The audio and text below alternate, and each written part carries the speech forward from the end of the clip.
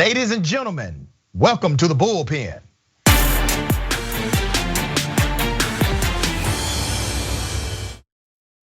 Yep, in the Bullpen today, we have Pedro Gonzalez, associate editor at Chronicles, a magazine of American culture. This person has written for America Greatness, Fox News, Newsweek, New York Post, Washington Times, Daily Caller. The list goes on and on. You can check him out. Has an extensive and impressive resume. Pedro, good day. Welcome. Hey, thanks for having me.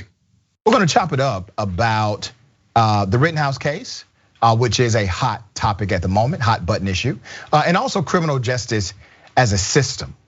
We'll talk about both of those dynamics. I don't want to presume what you know or believe about the Rittenhouse case or the criminal justice system. So if you would share with us your sentiment.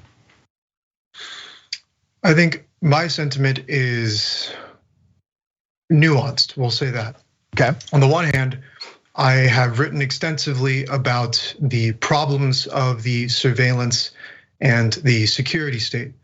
Perhaps the most prominent example of this is Capitol Police opening new field offices outside of the Capitol in places like California and Florida, while deploying military technology with the help of the US Army that was first implemented and used to surveil civilians in Iraq and Afghanistan. So this is a topic that I've written about extensively, but obviously I'm also someone who comes down on the side of law and order. I'm not pro-rioting, I'm not pro-anarchy. And it seems to me that in parts of the country, the police are something like afraid to do their jobs because of reprisal. That's not true in every part of the country, but it's certainly true in some parts of the country. So we'll start there. Okay, so I would assume you do agree with me that the January 6th riot was in fact a riot and a criminal act. I'll say that it was a riot. Okay, did they commit criminal trespass? I'm not sure. Frankly, the January 6th thing is really boring to me. I don't think it was, in terms of the repercussions of that, in terms of the scale of destruction, I think it's insignificant compared to last year's riots.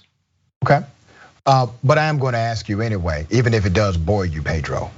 Do you think what they did, those that breached secure areas, did they in fact commit criminal trespass? The reason why I'm asking you this line of questioning is because in your opening statement, you talked about police officers basically not doing their job because they are afraid of something. Now you are a pontificator, you are a pundit, you are a writer, you are a conveyor of stories and a conveyor of facts. So when I ask you a question, don't be afraid to tell the truth, brother. The truth will set you free.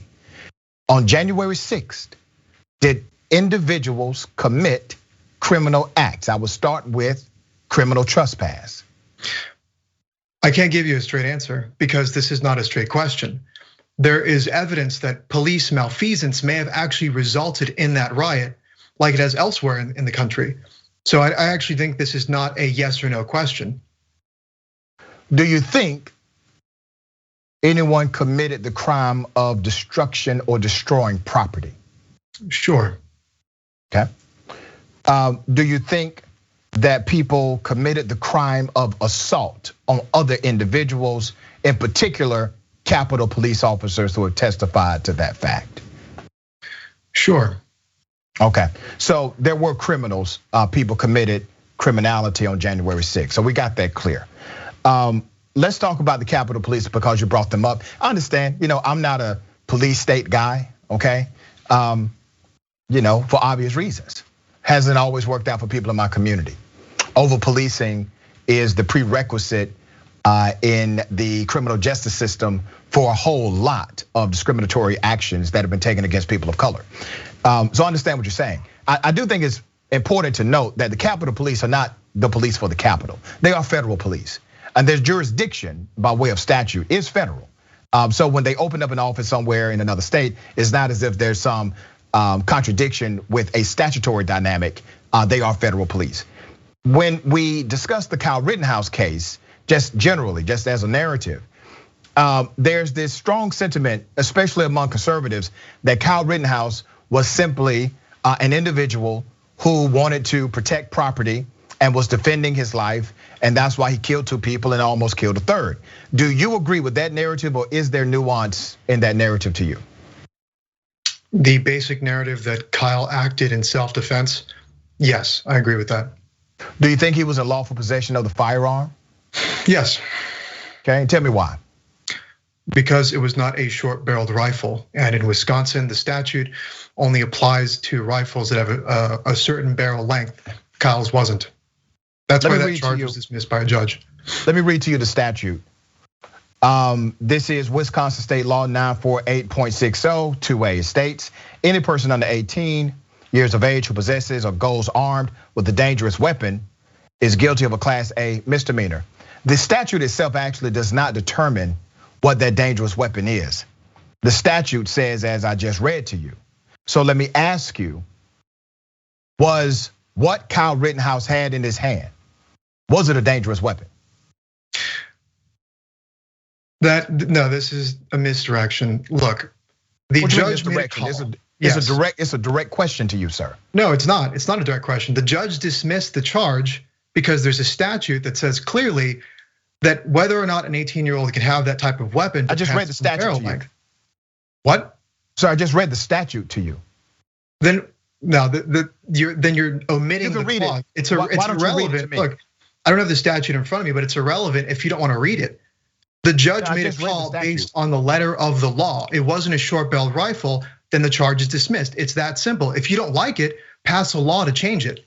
Let me tell you where you're getting the statute confused. Once again, for the sake of those who are watching, I'm going to read what the statute says. You can look me up.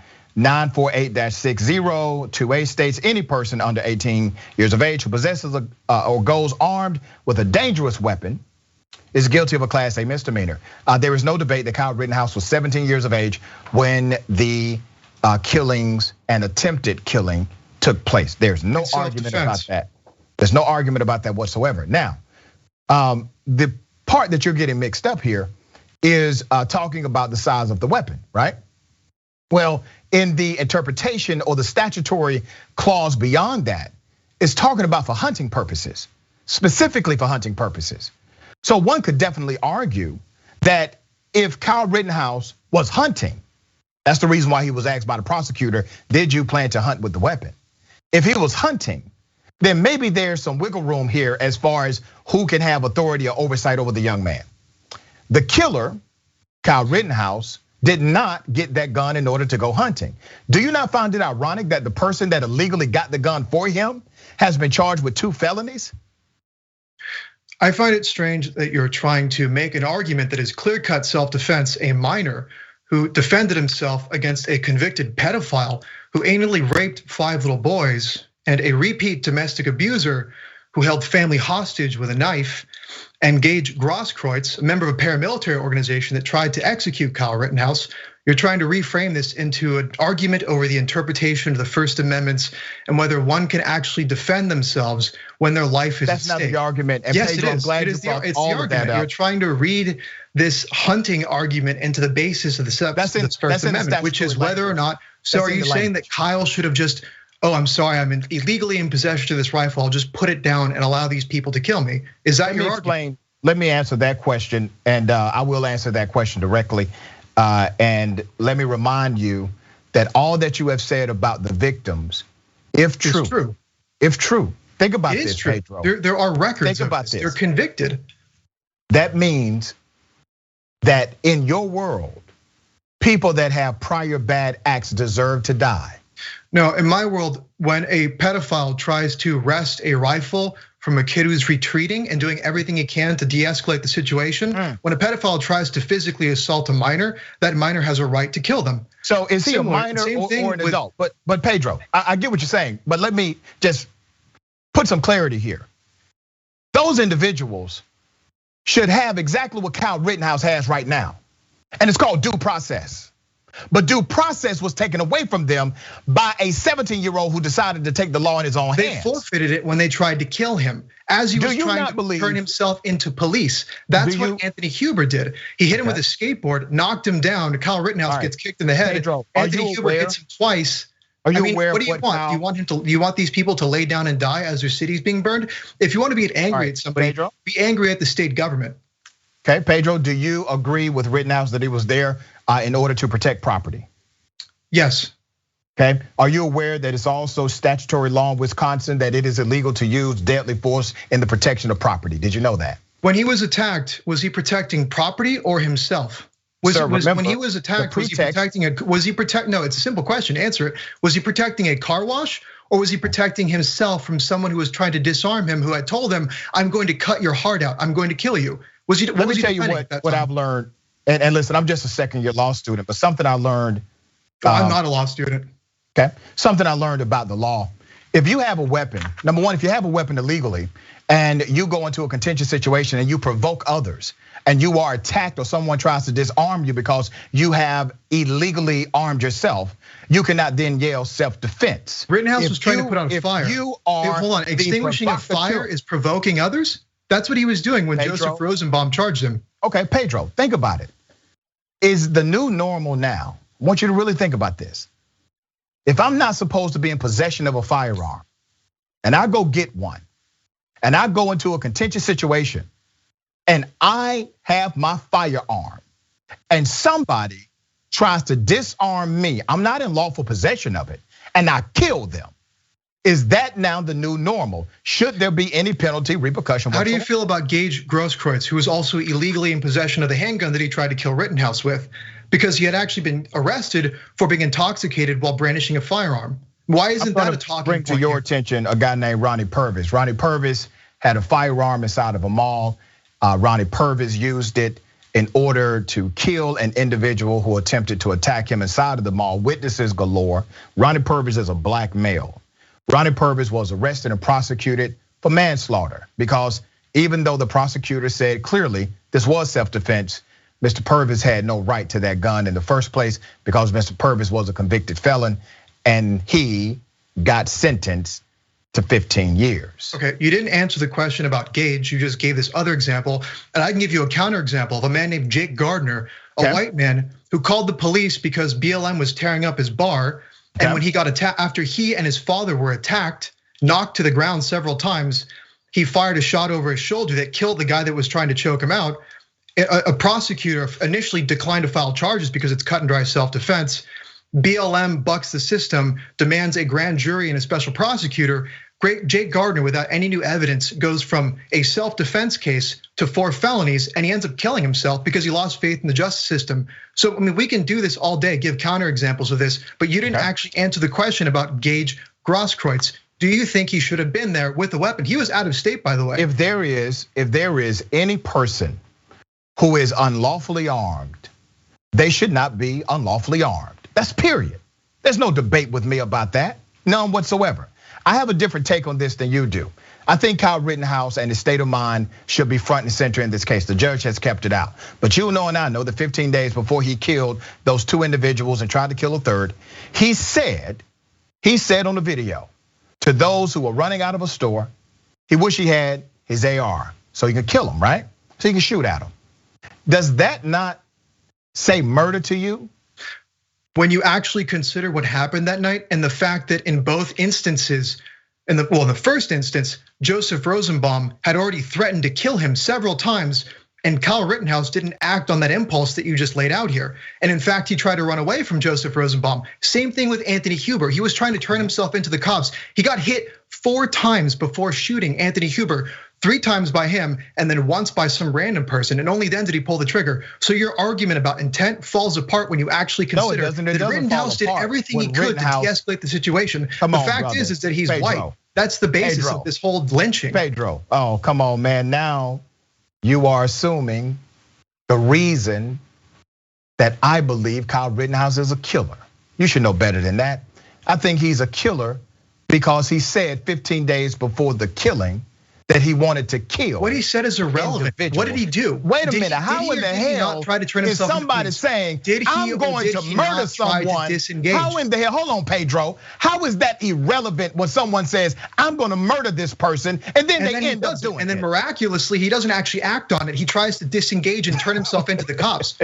What does that say? Actually, that shows his remarkable self-restraint. If someone tries to jump on you, he actually shot Joseph Rosenbaum after the second time he tried to take his gun away. In other words, well, his gun should have been taken away. I would have tried to disarm him my damn self. I would have snuffed him though. You think of I would not have taken it in the front, but I definitely should have been able to disarm a minor. Yeah, you're damn right. Somebody who is, you know why? Because here's what the law says. Here's what the law says, sir. Pedro, once again, the law says that anyone, any person under the age of 18 who possesses or goes armed with a dangerous weapon is guilty of a Class A misdemeanor. I be damned if I let a kid walk around with a semi-automatic weapon anywhere that I'm in. I will absolutely try to disarm him. And why was he walking around with it? Because the state government was paralyzed by Black Lives Matter. They could have called in the National Guard. They could have stopped the rioting, but they didn't, precisely because of this narrative. Got you. All right, we only have a few minutes left to talk about the criminal justice system as a whole, which we'll agree to talk about as well. We're gonna agree to disagree on the Kyle Rittenhouse thing, but we probably do agree that he will likely get off and be found not guilty. Sad day in America. Sad day in America. All right, the criminal justice system as a whole, over 90% of Americans believe that police reform is necessary. 58% of Republicans believe it. This is truly a bipartisan issue. There's really nobody on the fence about police reform on some level, police accountability, etc. And then when we look at prison rates in America, the programs that actually create that lessen the school to prison pipelines, typically conservatives defund those programs. What are your thoughts about it? There's a lot there. I think that there's a room for a discussion about reform, but I think that oftentimes the people that are the loudest in this discussion are not actually calling for something like reasonable reform, and they're instead capitalizing on public opinion that's created by these media narratives of basically just police being malicious and executing minorities every chance they get, which is not true. Well, so I think that there is actually room for a debate here, but more often than not, what we're actually getting is district attorneys that are allowing hardened criminals to go free. And curiously enough, last year, it's the people that we're supposed to be helping here, minorities, right? Well, something like 56% of Latino Democrats supported deploying the National Guard to assist police in putting down the riots. That according to a CBS poll. There's actually a ton of polling that shows that the same people that you think are, begging for us to defund the police or whatever, empty out prisons, are also the ones that these policies directly affect. And then they change their minds, or you find out that the polling was wrong. What's really hypocritical, Pedro, is that you can moralize on Black Lives Matter, even though less than 1% of any Black Lives Matter protest created any riotous behavior. Less than 1%, and yet they caused about $2 billion worth of damage. So you have the most destructive rioting in American history. Pedro, I allowed you to talk, but I only got a few minutes left, so I'm gonna go ahead and finish. But you can moralize on Black Lives Matter, right? You can moralize on protesters who are involved in a protest that may be left-leaning. But you cannot call the terrorist attack on January 6th, which basically all white people, who ran into a US Capitol, which one of these things is more destructive? It's a simple question. Which one was more destructive? If you are a principled individual, you can clearly call out what happened on January 6th, but you're scared to do that because that's your crew. You're scared to go against your crew.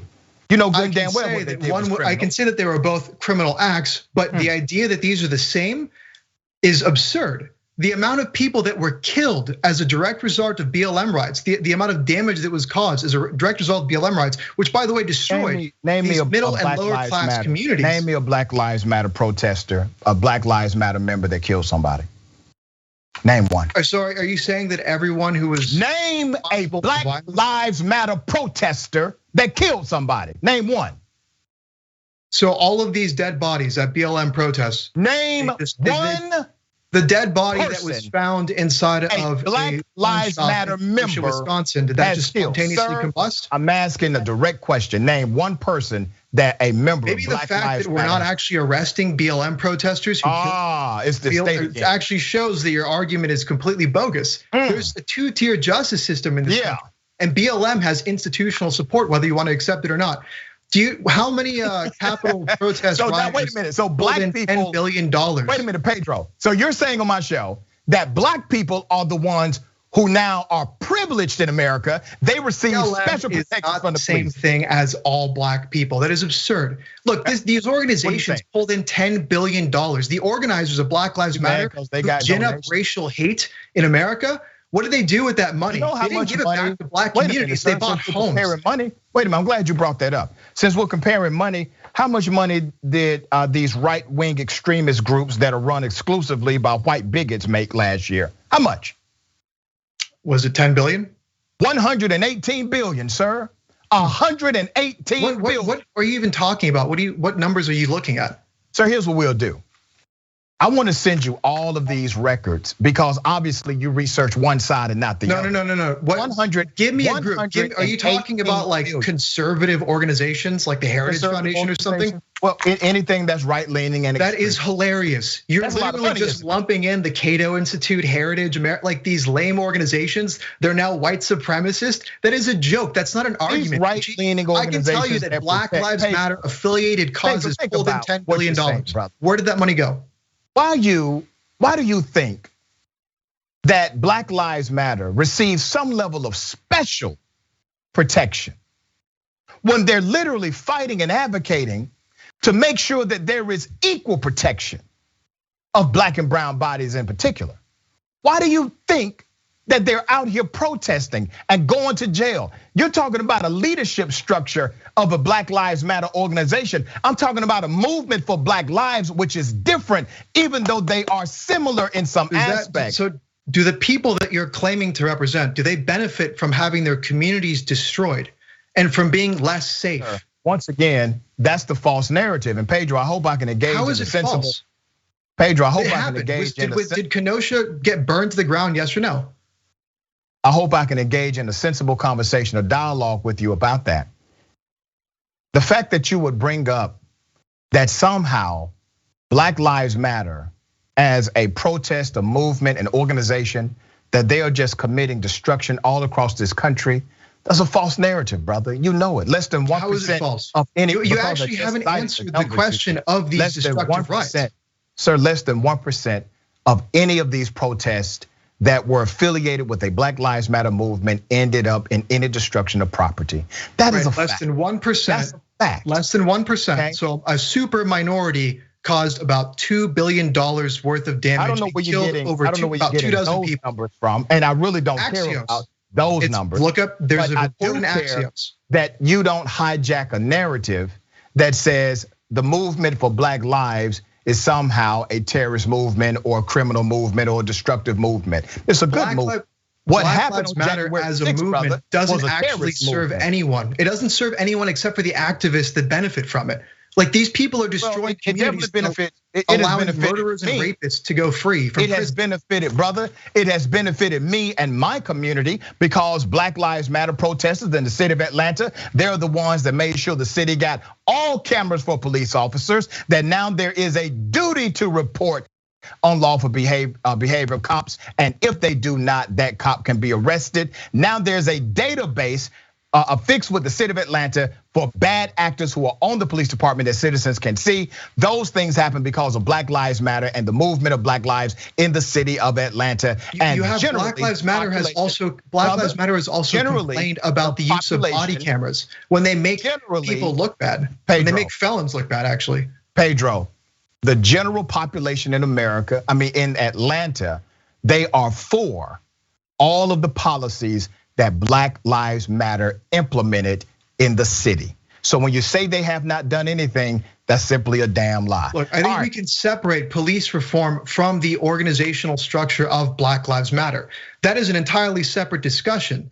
That's not what we're debating. I mean, you want to separate it because the impact is real and you don't want to give them credit. So I understand why you want to separate. The impact is real because organizations like Citibank support Black Lives Matter. Well, they support the organization structure. Yeah, they have made contributions. I appreciate you being on the show, brother. Thank you, and we'll have you back. I'm just out of time.